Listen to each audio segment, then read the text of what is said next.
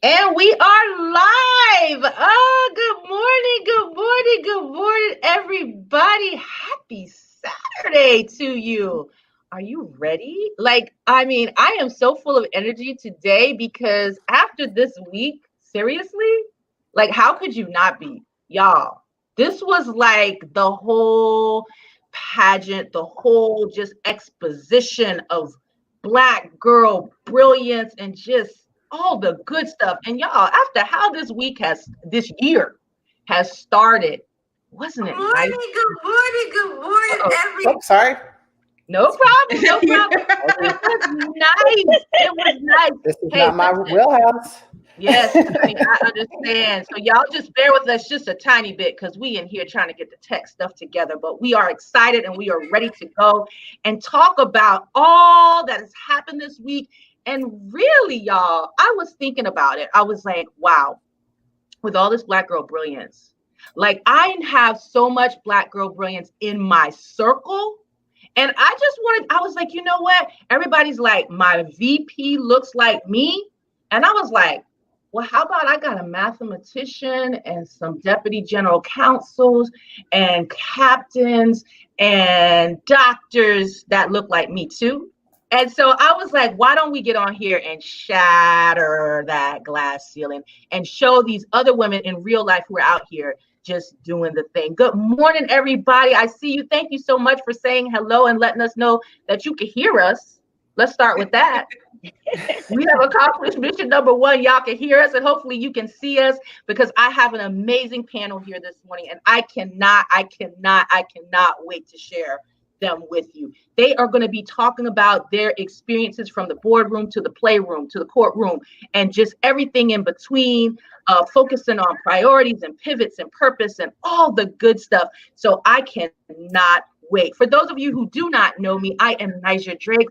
I am founder of Spark Her Blaze, where we empower women to spark their flame so that they can blaze their uniquely divine trails. And these women are blazing trails. So I don't want to waste too much time. I want to get to the meat of what we're going to talk about today, which is chucks and pearls. Y'all, we got our pearls on. We got their pearls on. We ready.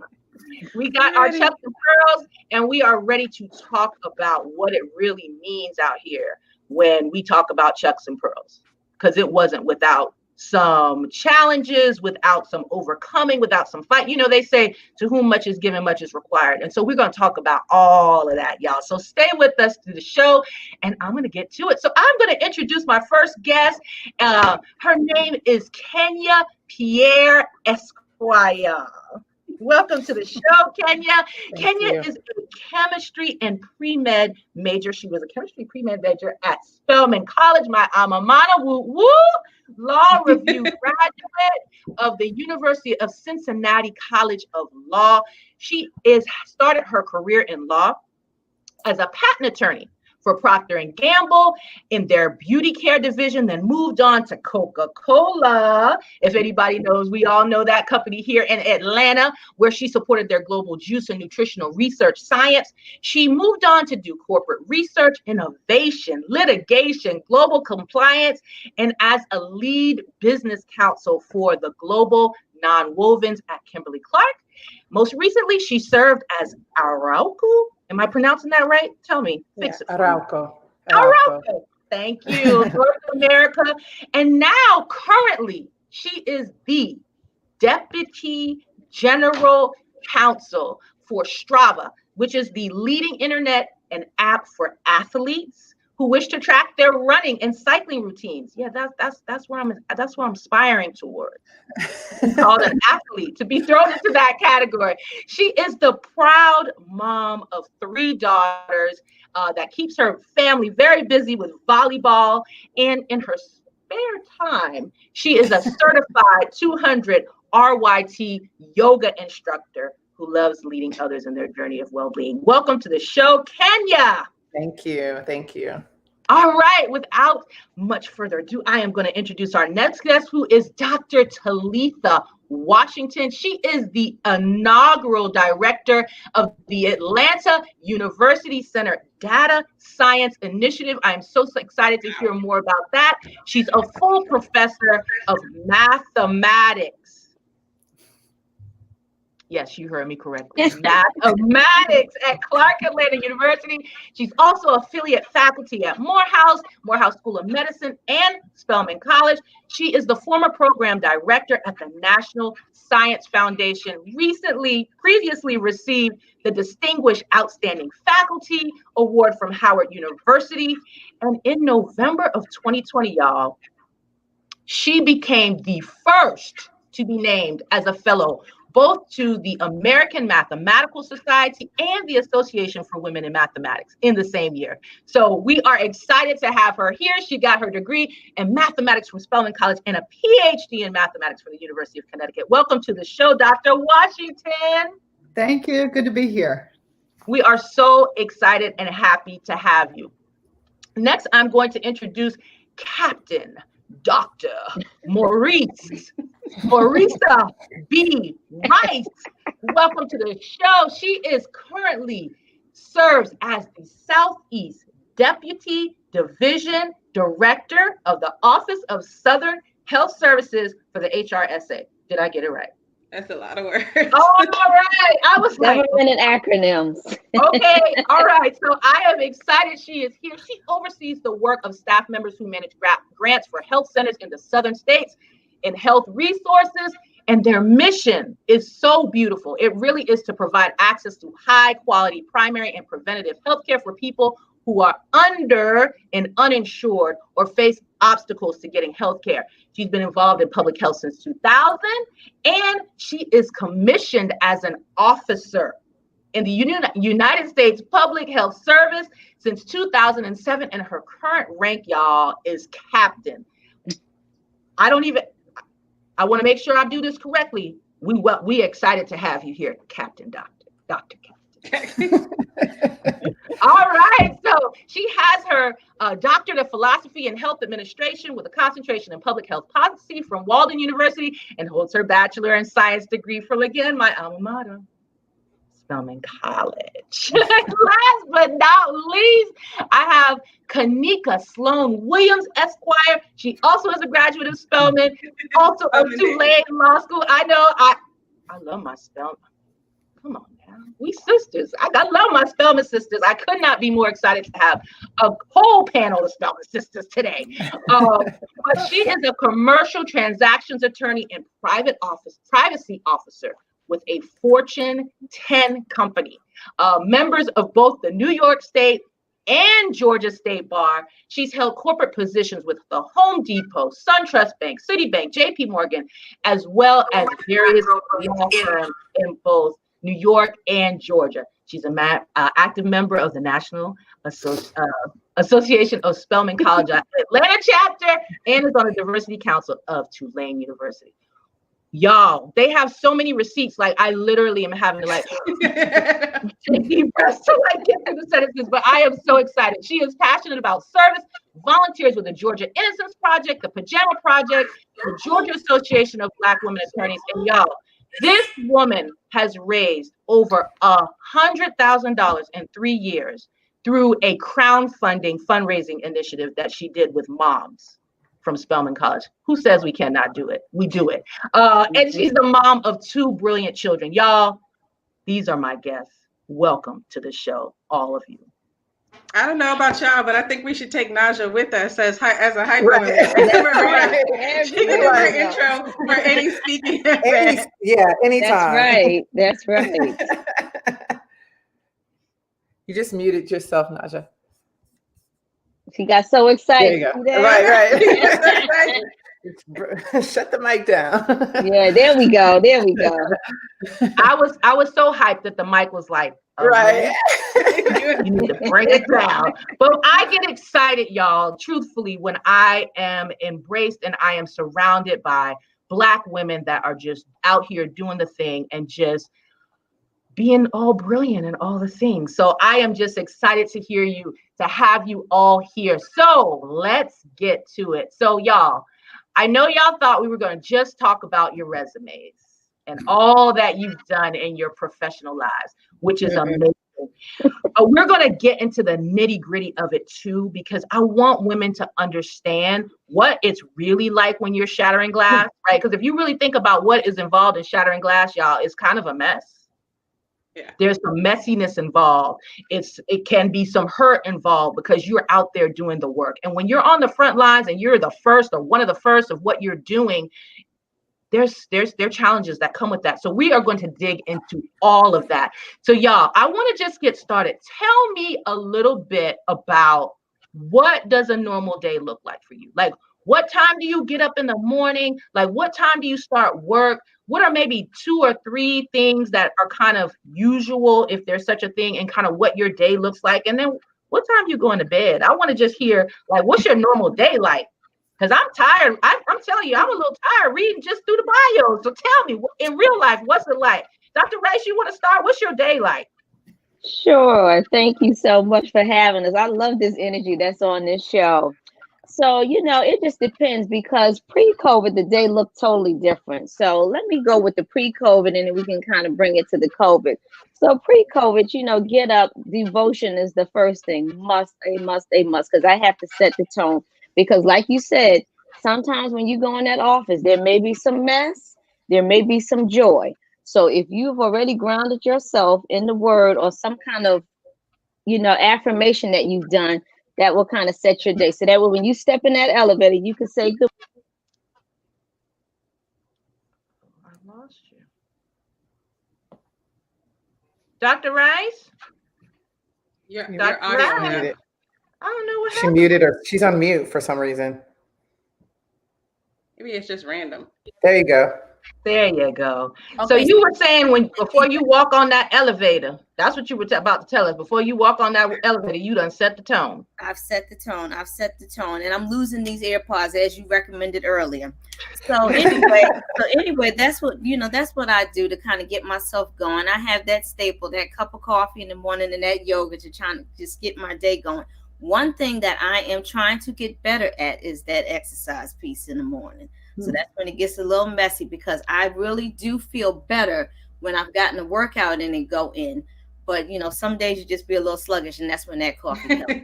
So that's pretty much how we do it. Now, COVID time, it just depends, because a lot of it is virtual. I don't know when to draw the lines of the start and the end of the workday.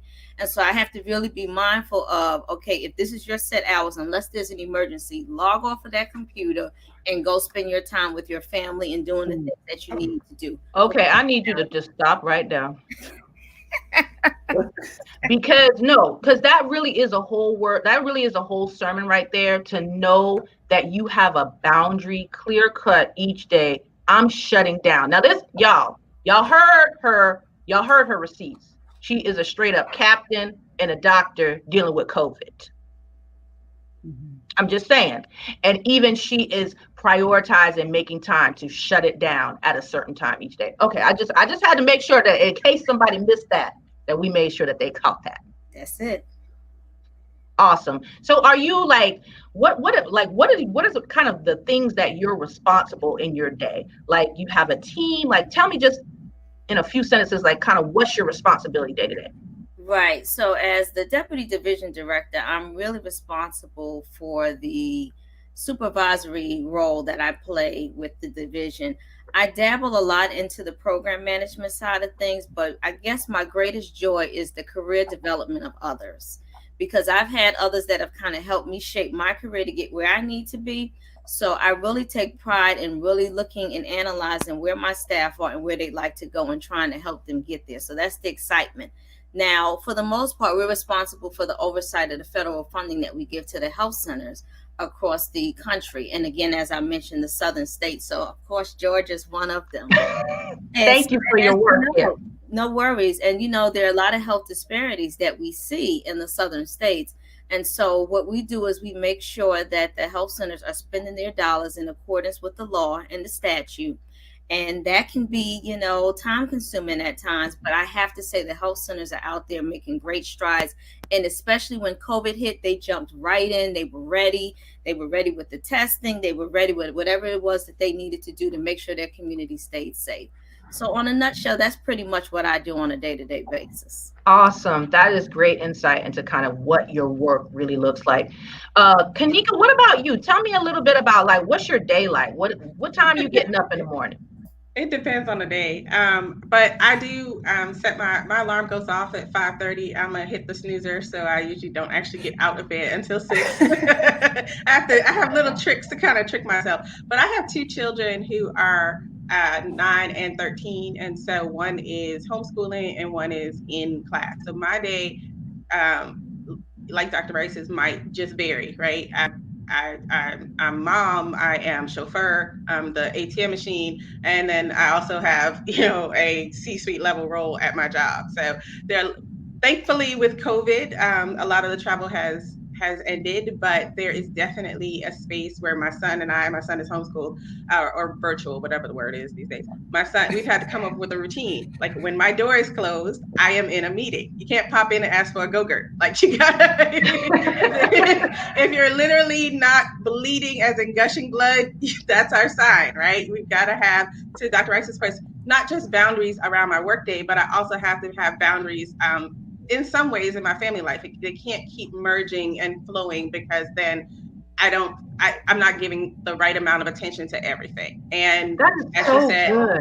Yeah, I start my day with my devotionals, with my affirmations, because even though I don't have to go in the elevator, I still have to, I think, and this is something a lot of Black women share, I always make sure I feel authentic and authoritative, both of those A's, in spaces, including virtual ones. So if I'm in a virtual meeting, I'm still, at least from top up, in a blazer, in a dress down shirt, or in earrings or whatever, because I don't feel like I have the same flexibility to necessarily be chill, right? And so it's important for me to be as successful as I can, both at home and at work, to be very clear about where my intentions are and where my boundaries are. So if this is the time I block out time when I'm going to get my child. I don't try to take meetings in the car unless it's an emergency. If that's my time to pick my kid up and talk to her,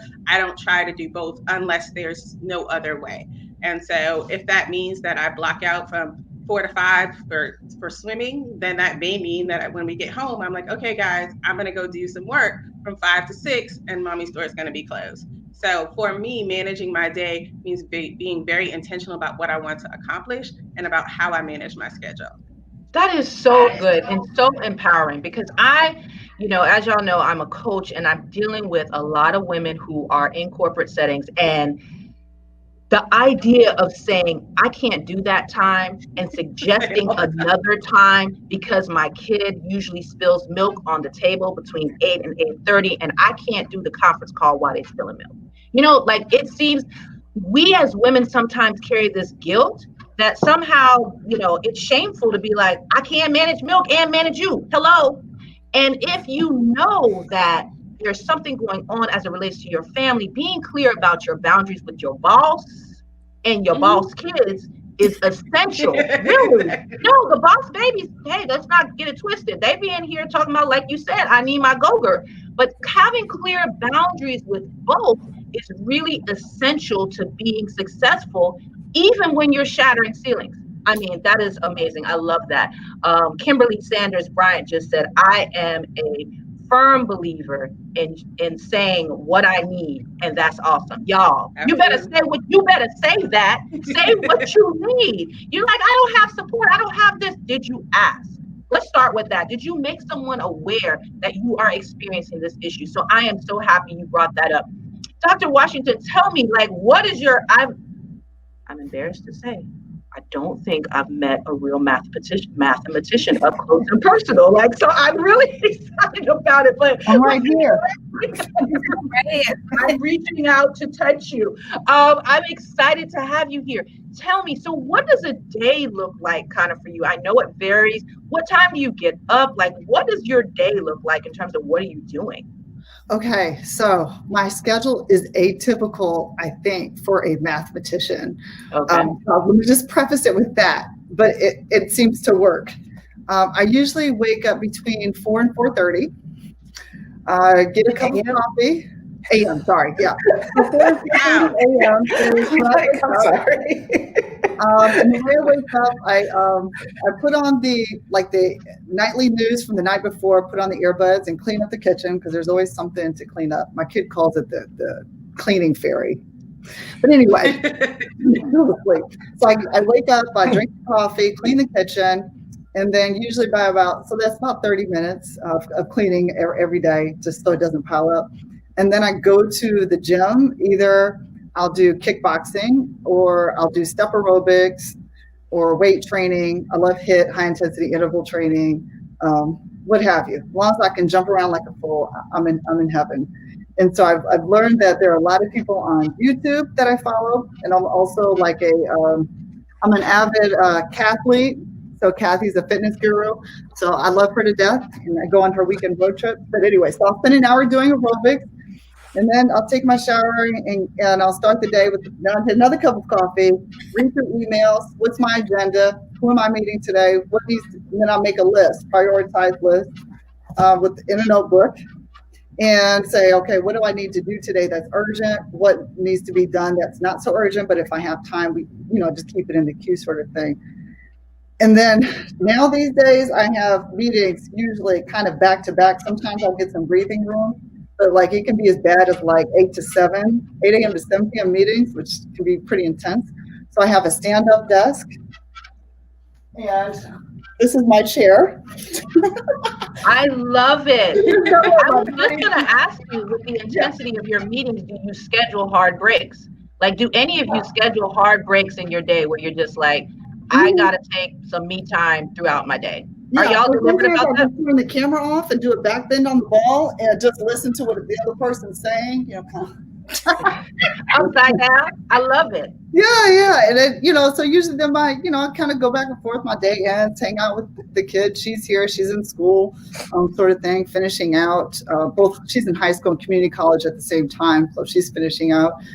And then hopefully she'll cook something. And, then I just kind of go to sleep sort of thing. And usually I'm in bed by 8 o'clock. That's nice. Okay. So this is 4:30. Exactly. It's really bad, for the weekend and dating life if you can't stay up past 8 p.m. So I haven't really figured that part yet. I got you. But this is good. What you shared, though, there was such insight in it, and with respect to prioritizing your day.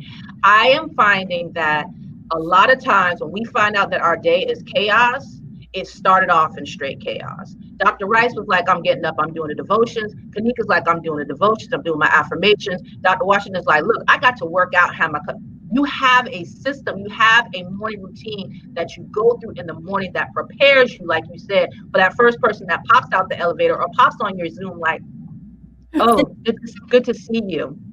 And you already know what's behind that. So I'm glad to hear that. And I want our listeners to understand the importance of having that morning routine and prioritizing before you even start the day. I always tell people what you do before your feet ever hit the floor is going to determine what happens once they do.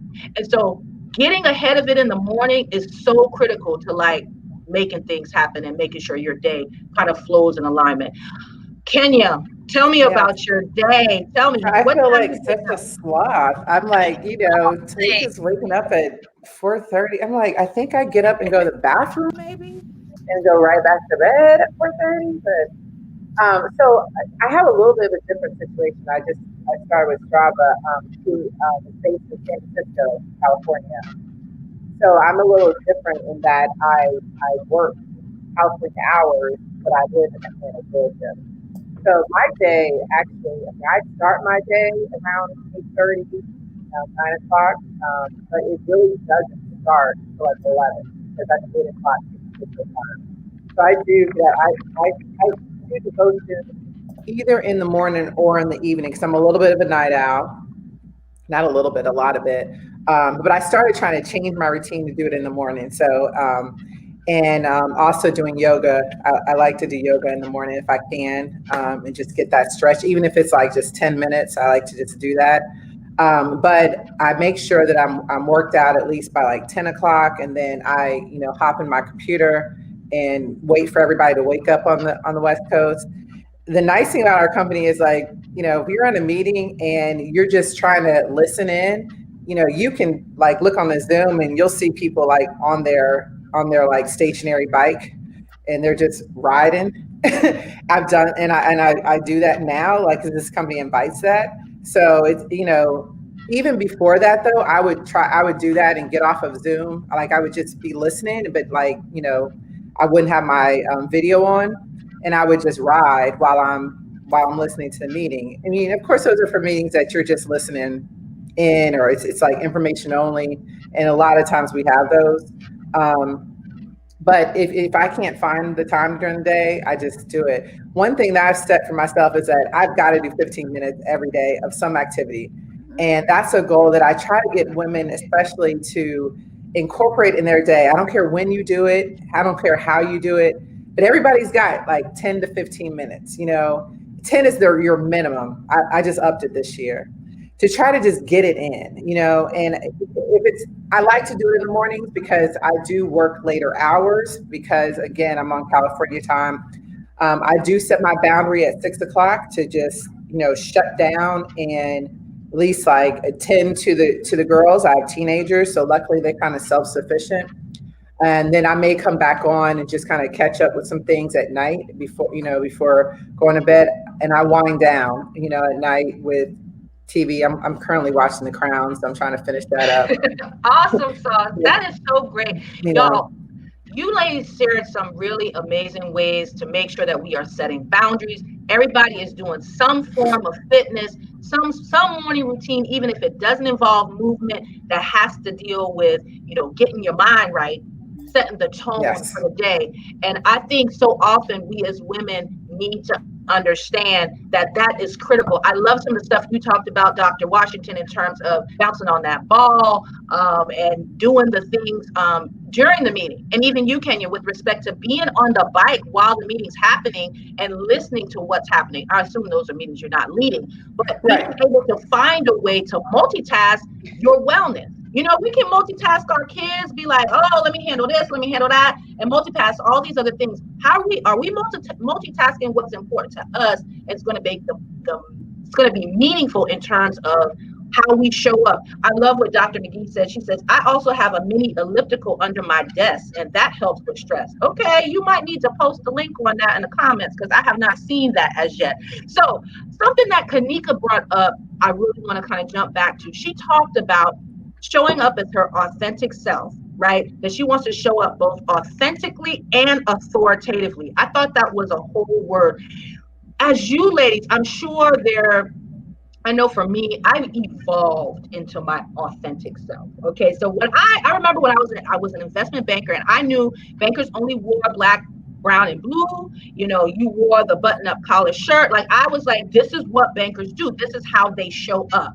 And there was a certain point I was like, I don't like those colors. Like, I'm very vibrant. Most people would see me like I'm in fuchsia and yellow and just wild stuff, because that's kind of who I am. I might have a flower in my hair, y'all. That's who I am. So how did y'all evolve into that authentic self? And when you did, what does she look like? How does the authentic self compare to the initial woman that showed up in that boardroom or office? I'll go on that because, like lawyers are very similar. They wear like black, brown, and blue. And I think when I first started interviewing, I think I interviewed in like an olive green suit. I feel like I've always kind of just brought my character and try to find my culture that I needed to fit in with. And fortunately and unfortunately, I found places where I could be me, and I knew how to tweak it and compromise, but I never let them steal like who I was. And and found a way to, kind of carry both. And I think that that's important, to understand who you are and what you like and what you want to do, and know that it's not in a harmful, it's not harming the environment to be who you are. I think as Black women, that we already come in being a Black woman. So, it's already going to be an issue. So if I want to wear, red instead of blue, then, that's probably the least of my worries, honestly. And I think you have to acknowledge and understand that, they're going to find a reason. So you might as well be who you are. What? Don't lose your integrity. I love that, Kenya, that like day one, you were like, I'm showing up in olive green.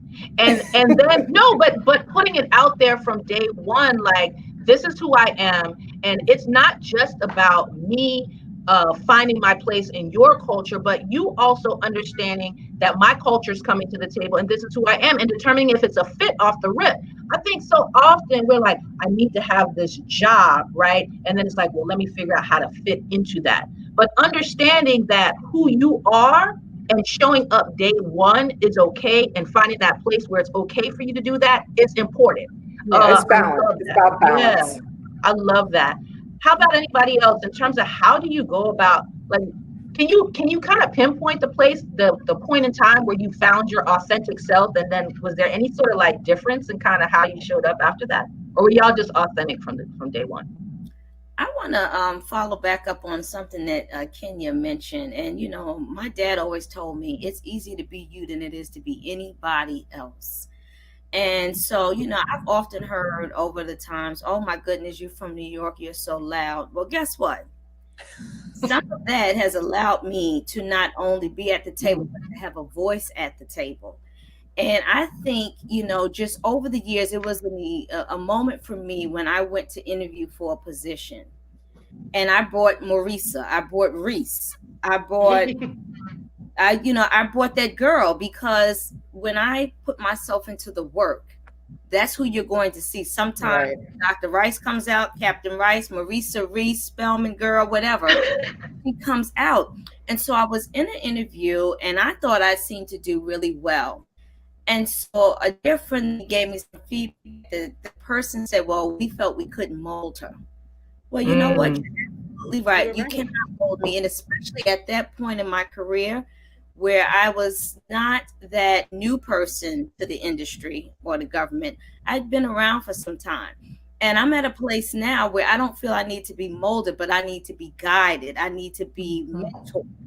And so that's when I was just like, you know what? Like you just stated, you might as well be who you're going to be, because if you already have a thought about you, it's still going to be there. And so I didn't get that opportunity. That's when I threw myself back into school. And then shortly after that, just by being myself is how I came to and how I came to evolve. What about you, Dr. Washington? I'm curious, and I'm going to come back to you, Kanika. No worries. All right. Dr. Washington, how is it for you, being a mathematician, and I'm sure seeing women on the stage as a mathematician, much less a woman of color. Like, how do you manage staying authentic to who you are? So I don't think I had that luxury to think about my authentic self going through grad school, going through the tenure track process, trying to get the publications, the grants, as they say, getting your hustle on in mathematics, because there's so many different things you just have, to be quote unquote successful in mathematics. There's a lot of different things you need to do. And a huge part of that tenure track process is meeting the expectations of your peers. So that's also a humbling process that's really meeting expectations of the field, your peers, your colleagues, so you can essentially keep a job. So, and also having 3 kids along the way, I didn't have time to think about me, what am I going to bring? I was just trying to get the papers, get the teaching on point, being engaged with the professional societies, doing all of these things. But now that my kids are kind of leaving, right? Now I have time and space to think about, what is my authentic self? What is my brand? What am I bringing? And honestly, I don't think I had the breathing room to really think about that for quite some time, just because of all this other stuff.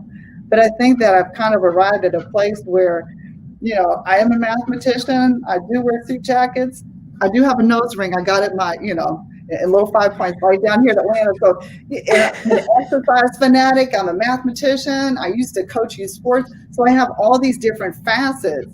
And for me, they're okay. For some other people, it could be, we'll say, confusing or overwhelming.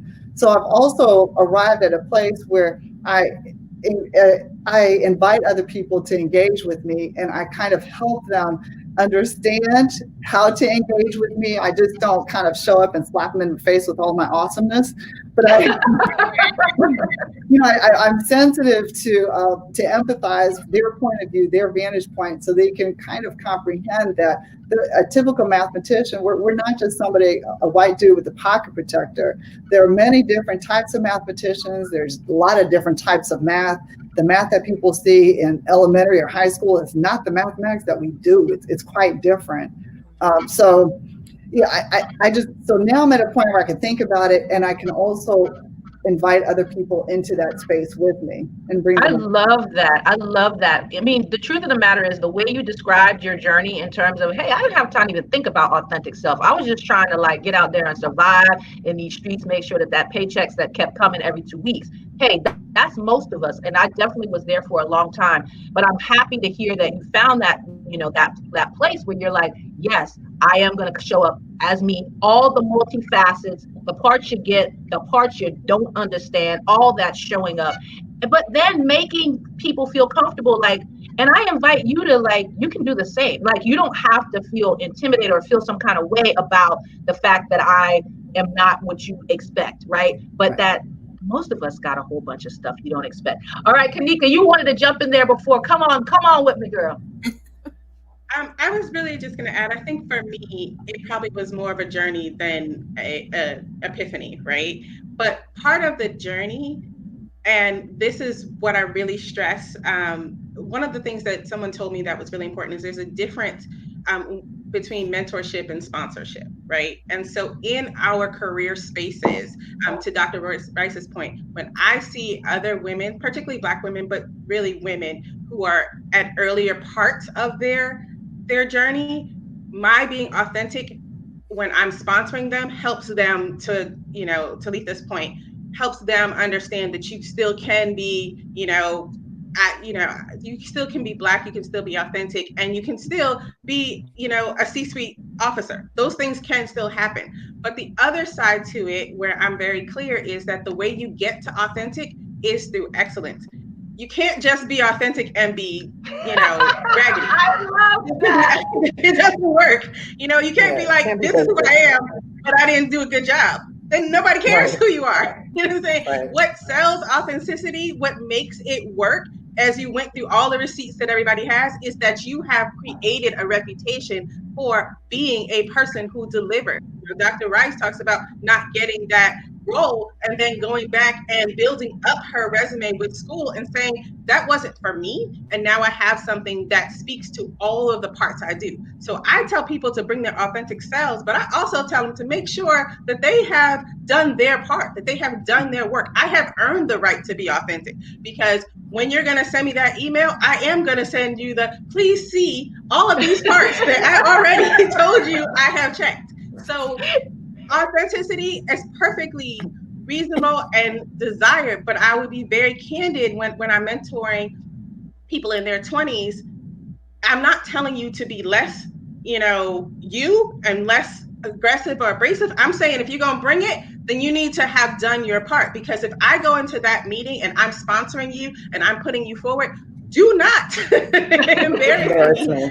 Somebody's saying, well, I gave her an assignment and I haven't heard from her, but she had plenty of attitude about it. So there still is that part, to Talitha's point, that you still at some point have to have earned those kudos. And part of what authenticity brings is that I have done the work. So when I come in this space, I come with the full confidence knowing that I belong in this space. Even if you don't think I do, even if, as Dr. Rice says, I have to make, and Shirley Chisholm says, I have to bring my folding chair. I know that this is where I belong because I've been doing this work for a while. So I love that. Can I add to that? Like entry point. Mm-hmm.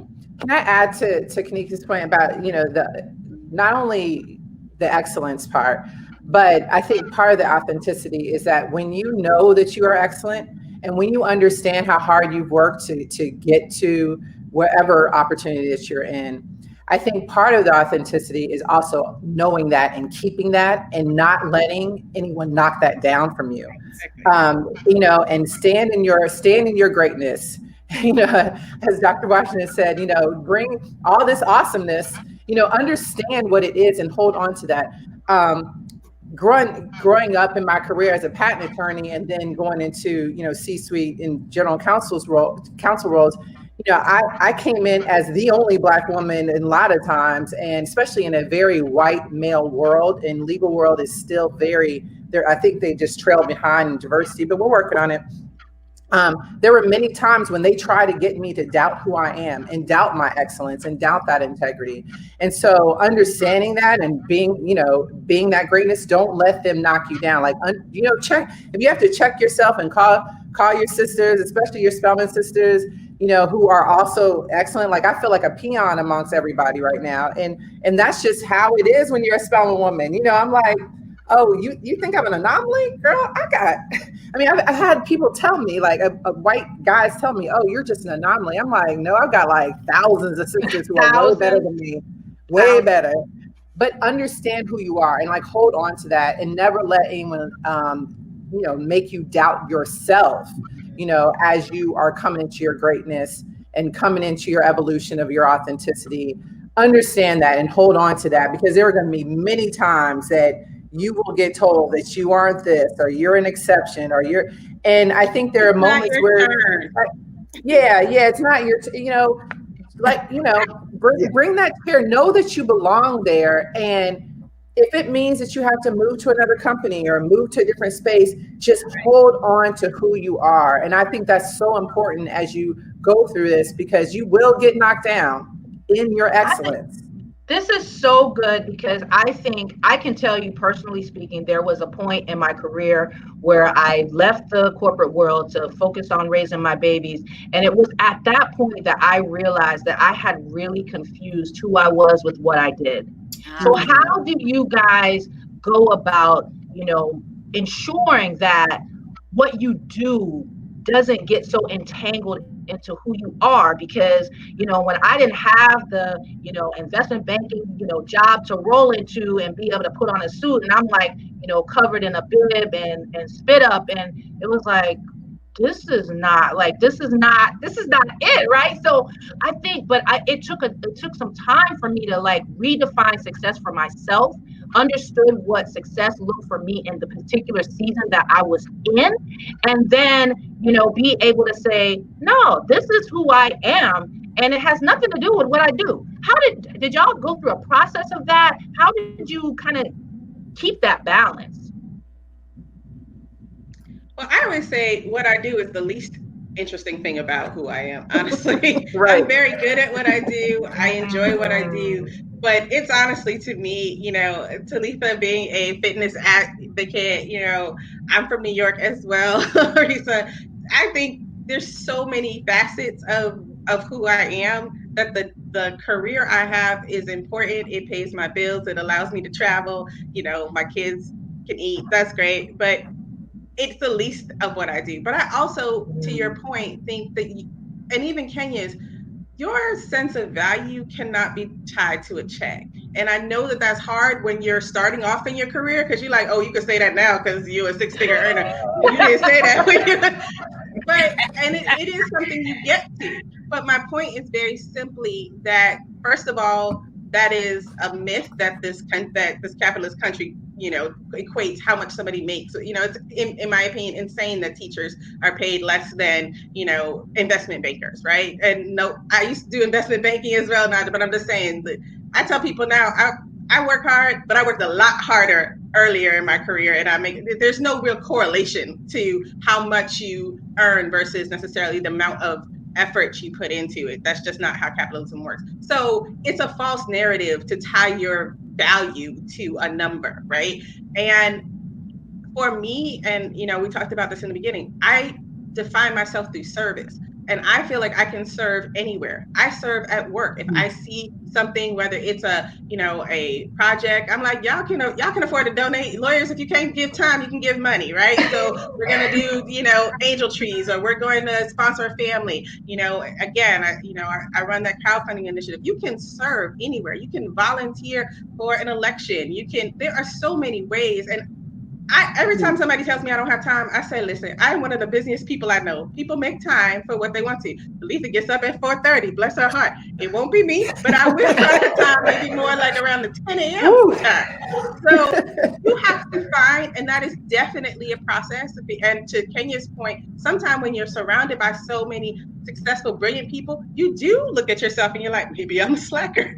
And then you got to go back to what your core is for you. And for me, when I am in a space that I can do, I do. And so that is what grounds me. And I tell people, you wouldn't even want to see my tax returns from 20 years ago. I have made $19,000. I've made everything in between. And I couldn't tell you that I was happier at one number than I was at the other.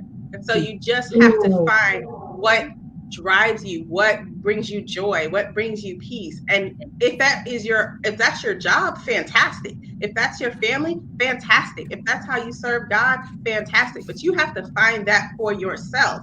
And no one else can tell you what it is. And then you got to do what the Bible says, that comparison is the thief of joy. You cannot continue to compare yourself to other people. They are where they are in their journey, and you didn't go through what they went through, and they don't know what you went through. And so you just found yourself in your story and believe that you are on the path you need to be.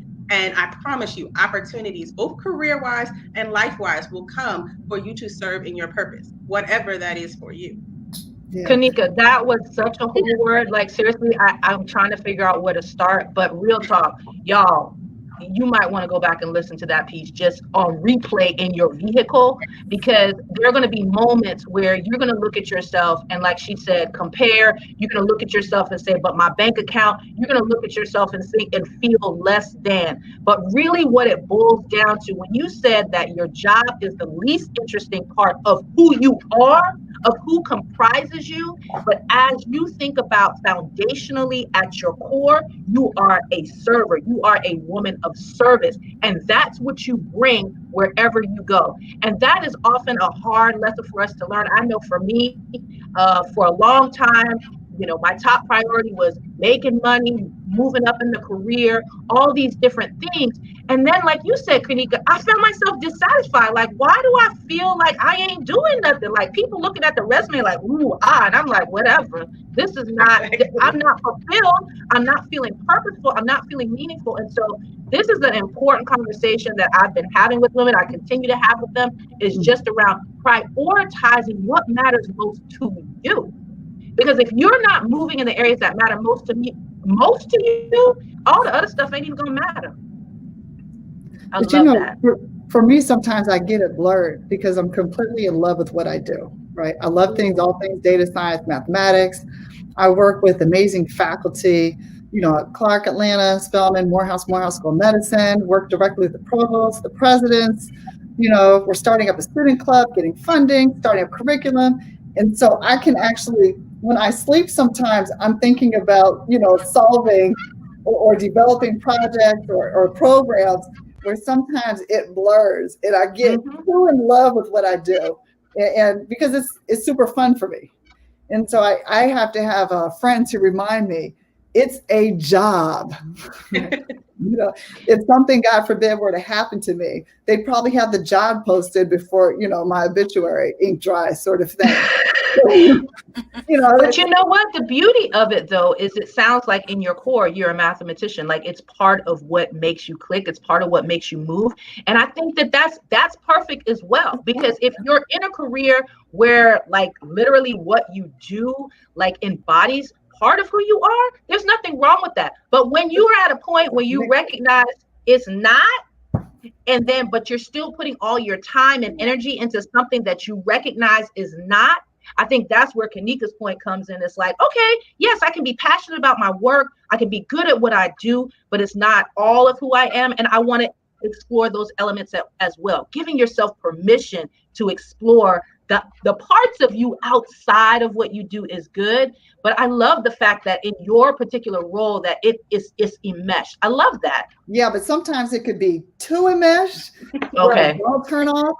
And then I get more stressed, and then the shoulders go, and you're kind of like, and then you don't perform as well, right? You perform better if you're actually happy, right? There's been studies on this. If you're a happy person, you perform better. And so I have to watch it that I get too much in focused in that. And so I need to actually force myself to unplug. It's, like eating ice cream. I love ice cream, so I just want to do it all the time. So I love what I'm doing. I want to do it all the time, but that's not a healthy balance. So sometimes I either need to check myself or have somebody look at what I'm doing and say, you need to unplug a little bit, pull back. I love that you have accountability too. Somebody who's like, look, girl, you're doing too much. You might want to pull back in this area and that area. That is so important for us as women to have as well. And it says a lot about you that you're open to having someone kind of come in there and be like, hello, Dr. Washington, I'm gonna need you to, spend more time here or there. So I think that that's an important key for women to know as well. Okay, so let's switch gears a little bit. Pivots. Tell me about your most strategic quit. Why'd you quit? So I wanted to, I know you said you wanted to move on, but I sat here and I thought about the responses that I heard, and I just want to piggyback on what Dr. Washington stated about, your work being your passion. My work is my passion, because prior to getting commissioned as an officer, I worked for the federal government, and I worked on policy, and I worked on programs that impact the community. But it wasn't until I did my first deployment that I was like, this is where it's at for me. Being out there and seeing the satisfaction that people get when they know that you're putting your life on the line in the middle of a hurricane, in the middle of a pandemic, in the middle of this and that, to be able to support them. That's where I get the high, if you will. And even preparing back in March, I can't believe it's almost going to be a year to head to New York for my mission. I was just like, oh my goodness, I'm about to leave my family. But you say your prayers and you keep it moving. And so I think for me, I have been blessed to find this, because it wasn't always there. And that's where the pivot happened. So the pivot happened when I was working, and prior to coming to the federal government, someone said to me, you should think about getting commissioned. And I was like, hell no. I'm not being deployed to Afghanistan and all of these other different places, because I didn't understand, and I was very naive about what the Commission Corps did. So plug for Commission Corps right now, PHS. But once I started meeting officers, when I got to DC or the Maryland area, and they started telling me about the work that they did, and then when I hit that deployment, that's when I was like, I have really found my passion. And that was the pivot for me. Not only did it provide the satisfaction that I needed, and I felt I was doing God's work, but also the same thing, it took care of my family too as well. So it was a blessing. Now, are there days when I'm like, oh my goodness, I'm on call, we probably got to deploy? Yes. But as soon as I get the bag packed and I head out the door, I switch gears so quickly and I go into helping mode. And then I start counting down the days that I'm able to get back to my family and re-engage with them. So I think that was a pivotal moment for me, when I was just like, okay, you know what? I don't want it to just be about policy on that side. I also want to be able to get into the weeds. And I came from a county level where I actually did direct service. I was working with individuals with health issues. I was working with individuals that tested positive for HIV and AIDS, and going doing partner notification, going out into the community, talking to folks, sometimes putting myself at risk, because nobody wants to hear that they've been named back for somebody who has HIV, AIDS, and syphilis. But I still did it because I felt the blessing and shield from God. My husband often said, you need a gun going out there. And I was like, no, you know what? I walk with God. It's going to be okay. And I had threats, but I think it was all of those moments that kind of said, okay, you know what? You are where you need to be. And it was the public health pivot for me than the healthcare administration, because y'all talked about it earlier, the black pumps and the black suits. That's what I thought I was going to do.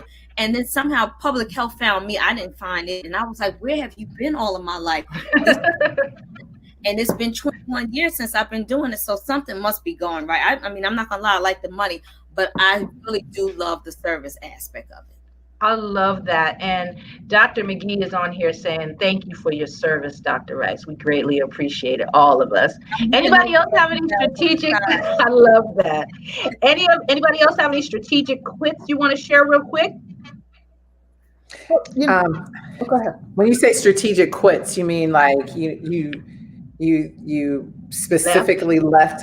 Yeah, I mean, I definitely, I mean, again, it could even be an involuntary leaving. It could be involuntary or voluntary that ultimately caused you to be more strategic and get more clarity about what was next and what made more sense. I think that, like, for me, it goes back to like knowing and appreciating and being true to greatness and not getting sucked into doubting yourself, understanding that that you worked hard, you're smart, you're catching on and looking over. I always say, like, I grabbed a white guy's playbook and they did not like that, because I'm like, well, they're doing this, so let me do this, and let me take this course, and let me learn this, and let me make sure I'm following this. And when I was not seeing that I was being treated the same as someone else, when I know that I was being, I was being basically made to just sit over here and just put your head down while, other people were being developed and being promoted and being boosted up. And I knew that they were not as good as I was, being true to that person and saying, I'm not going to let them define me. I'm going to have to go out and get it myself. That's when I would, go into, a strategic, that was my first strategic move, is when I can't look up and see that I can excel with my excellence, and I don't see anyone that looks like me or my brother, then I know that that's not the place for me. I got what I needed from them. I'm getting all the development, and then I move on. And I think that that's the thing. It's like, you have to know who you are and what you want out of this opportunity. Like Kanika, what I do is afraid to leave it when not be afraid to leave. That's the thing. I think we get caught up and we're afraid to make these moves. But you have to remember, you're playing chess. You're not playing checkers. And so you have to make strategic moves to do what you want to do and get out of this, what you want in life. What I do is what I do, but that's not who I am. But I'm definitely not going to let someone define who I am or what I do because of their insecurities. If I have to make these moves to do that, that's why. And don't be afraid. Like Kanika said, do not be afraid to do that. I think we get stuck in complacency. But yeah, I'm like, I've got to, I need stuff to fund my, like, what I like to do, yoga and dancing. And I'm like, I really want to be a ballroom dancer, so being an attorney, and I'm not going to half-ass it. I'm going to be amazing at it. But when I'm amazing at it, I want to be appreciated for it, and I want to be valued. So if I'm not getting the value out of it that I'm putting into it, and I'm working my butt off and staying up late and on international hours and taking calls from China at 10 o'clock at night, and I'm not getting things back from that, then I've got to make moves. Yeah. I know we're running out of time. So I'm going to tell this story very, very quickly. Like Naja, I used to be a securities litigation attorney, and I wanted to make an in-house move. And I had children, and my husband at the time, we were basically both working 60 hours a week in New York. Our kids were shuffled back and forth from the nanny to our parents. And I was like, I don't want to live like this. And I think sometimes you have to really ask yourself, it's one thing. And I think as Black women, sometimes we have this sacrifice mentality, right? Kind of like, we'll just keep pushing, we'll just keep doing it. Right. And then you look up and you're like, I'm 40 and I don't want to be this person, and I don't want to have this life. And so I made the change long before 40 because I knew I wanted a lifestyle. I wanted to be able to go to swimming practice and soccer practice. And I took for a lot of people, I took a $25,000 pay cut so I could pivot into a different role. I like Dr. Rice, I went and got a certification. I reached out to mentors. I learned everything I could online. I went from doing litigation, which was very high paying and, high 200s in New York, right, to moving to Atlanta, to taking a very substantial $50,000 pay cut, cost of living difference. But I knew I knew I could always make the money. I can't bring back the time with my children. Right. I can make the money once my kids are off to college. The money ain't going nowhere. But I'm gonna look back and be like, I missed prom. I missed graduation. I missed these things with them because I was off on a case that I'd be at work literally.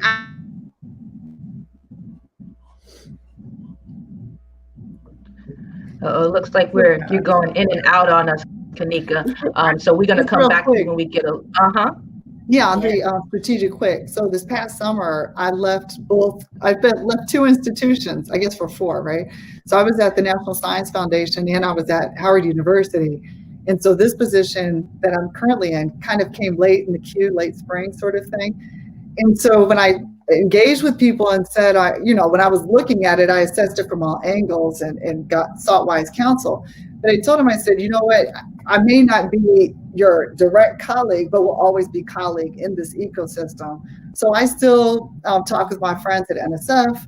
I'm still, engaged with the Howard faculty, administration. So it's not that I'm completely quitting. It's not 100%, I'm never going to see you again. It's, you know what, I'm going to be in another role. Let's think of other ways that we can work together and engage and collaborate. And we are finding those, around data science, because we're all operating in that same space. So it's not really quitting the organization or the people, it's finding a new relationship with them where we may not get the paycheck from the same entity, but we're in the same space and we can still collaborate and work together. I love that.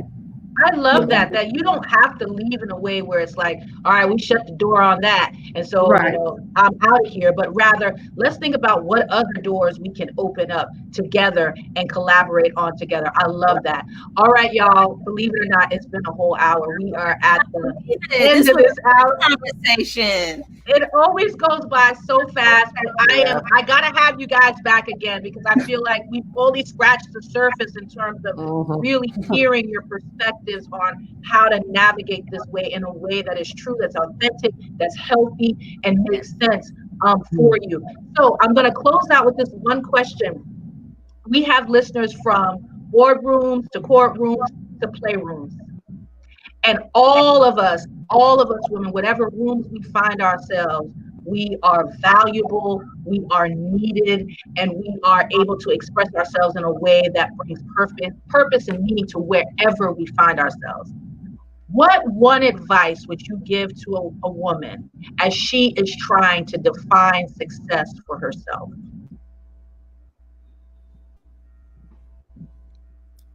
So I will start and go back to what I stated earlier.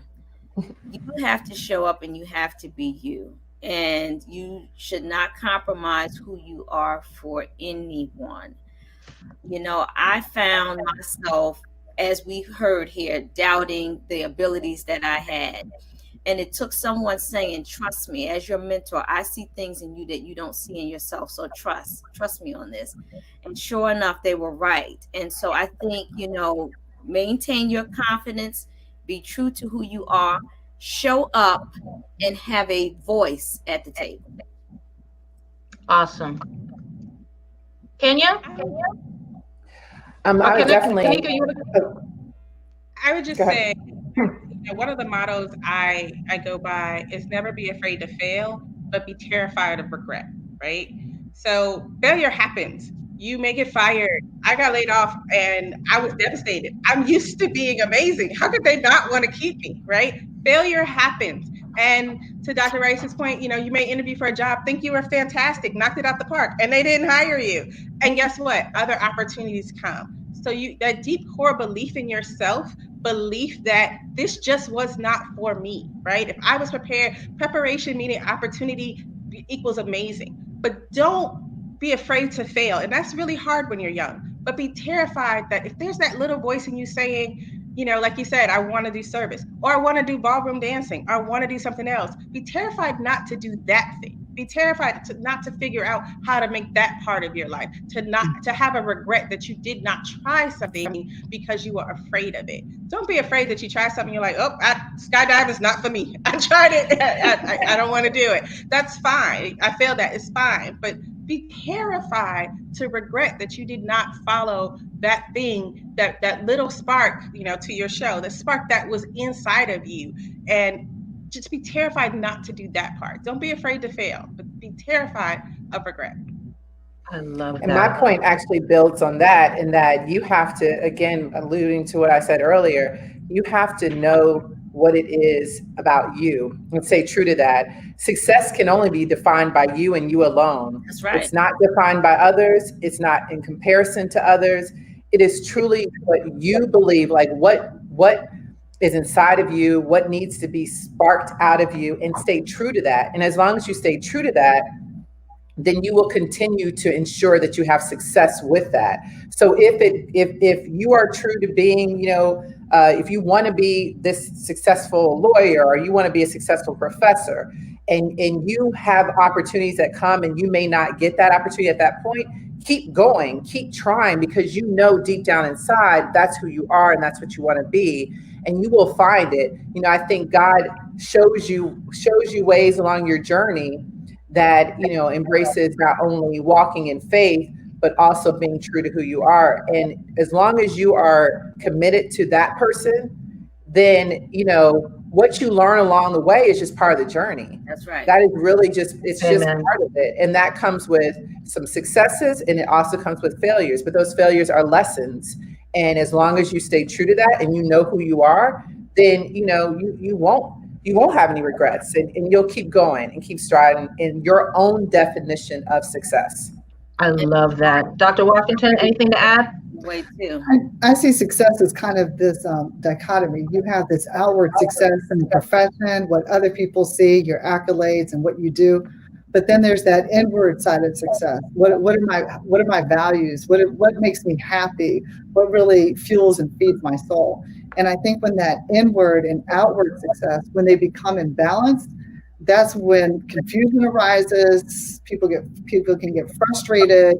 And so I really try to, I put the external successes out there to try to be examples, motivator. I do a lot of face plants all the time, get back up, keep it moving, sort of thing.